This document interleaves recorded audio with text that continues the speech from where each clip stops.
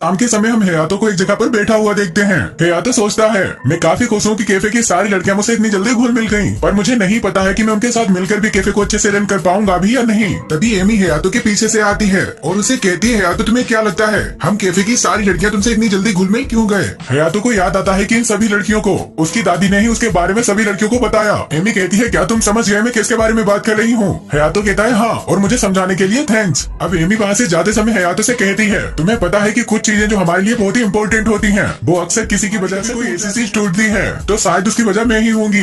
So please मुझे उसके लिए माफ कर देना। और ये सब सुनकर हयातो को तो फिलहाल कुछ समझ नहीं आता। अगले सीन में हम देखते हैं हयातो का फोन और उसका लैपटॉप बिल्कुल टूट चुका है। हयातो को कुछ समझ नहीं आ रहा था कि उसकी चीजों का ये हाल किसने कर दिया। तभी वहाँ पर एमी आती है और उसे बताती है, दरअसल मैं जब तुम्हारे लिए कॉफी बनाकर ला रही थी तभी मेरे हाथों से मेरी वजह से तुम्हारा फोन और लैपटॉप टूट गया।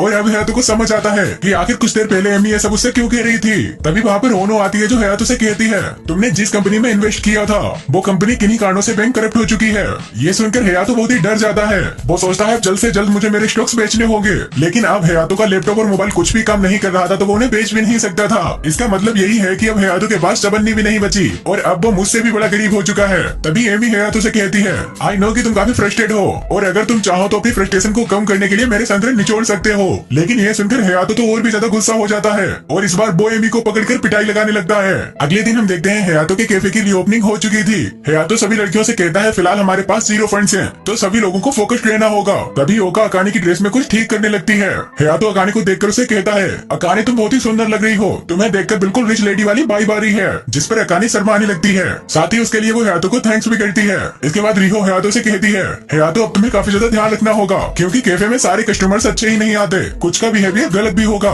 और उस मोमेंट पर तुम्हें अपने गुस्से को कंट्रोल करना होगा। हयातो कहता है, ठीक है, पर मैं कोई बच्चा नहीं हूँ जो तुम मुझे समझा रही हो। इसके बाद हम देखते हैं इनके कैफे में कुछ सभी लड़कियां उनका वेलकम करती हैं और हयातो उनके लिए कॉफी रेडी करने लगता है। एक बंदा हयातो की कॉफी को टेस्ट करके कहता है, इस कॉफी का टेस्ट बिल्कुल पुराने ओनर की कॉफी के टेस्ट जैसा ही है। उन्होंने बताती है, दरअसल ये कॉफी उनके पोते ने बनाई है, जिस पर वो कस्टमर हयातो की तारीफ करते हैं। आफ्टर दैट वहाँ काफी ज्यादा कस्टमर्स आना शुरू हो जाते हैं, जिसकी वजह से कैफे में काफी ज्यादा भीड़ हो चुकी थी। सभी लोग अपना काम अच्छे से कर रहे थे, यहाँ सब कुछ ठीक ही चल रहा था। तभी कैफे में एक बूढ़ा आदमी आता है। हयातो ये देखकर समझ जाता है कि ये वही बूढ़ा आदमी है जो दादी को हमेशा परेशान किया करता था और हमेशा उन्हें नीचा दिखाया करता था। लड़कियां भी उसे देखकर पहचान जाती हैं। वो बूढ़ा आदमी हयातो से कहता है, मुझे इस कैफे की सबसे बेस्ट कॉफी चाहिए। वहीं लड़कियां प्लान कर रही थी कि उस बूढ़े आदमी की वजह से कहीं अगर हयातो को गुस्सा आया तो सारी सिचुएशन को उन्हें ही हैंडल करना होगा।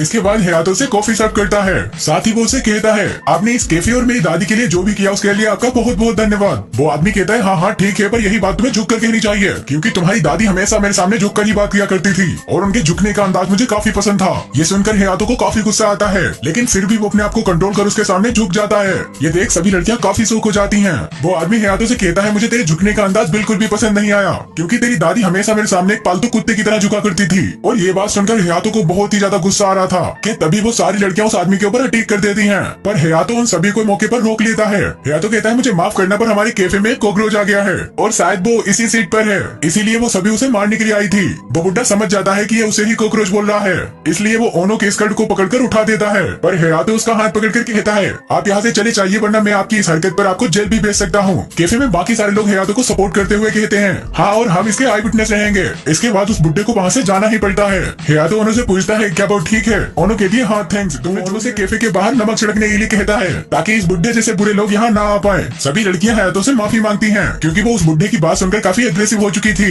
हयातो कहता है, कोई बात नहीं। इसके बाद एमी आकर उसे चिपक जाती है और कहती है, तुम काफी कूल लग रहे थे जब तुमने उस बुड्ढे को यहाँ से जाने के लिए कहा। दूसरी ओर हम ओनी को देखते हैं जो कैफे के बाहर नमक छिड़क रही थी। वो कहती है, हयातो 15 साल गुजरने के बाद भी तुम बिल्कुल भी नहीं बदले, तुम आज भी वैसे के वैसे ही हो। पता नहीं क्यों ऐसा लग रहा है कि ओनो हयातो को पहले से ही जानती